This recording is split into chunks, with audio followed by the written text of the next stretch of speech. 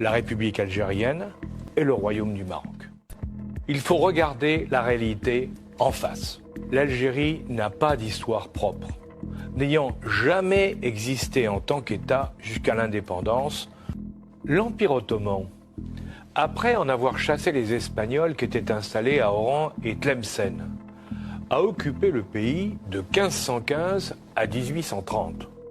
Enfin, à la colonisation turque succéda celle de la France pendant 130 ans, suite à un coup d'éventail du pacha turc d'Alger contre le consul français Pierre de Balle.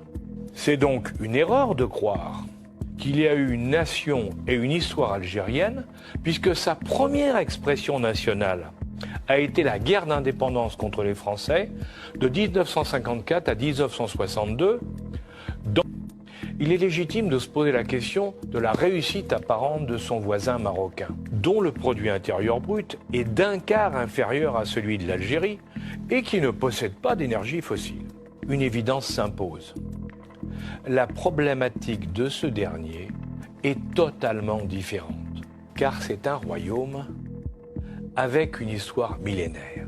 Idriss Ier fut en 789 le premier sultan d'un royaume qui allait de la Mauritanie à la Méditerranée. Et depuis, la continuité du pouvoir central s'est maintenue en dépit des changements de dynastie jusqu'à celle des Alaouites, qui sont venus du Tafilalet, dont le nom provient de leur filiation avec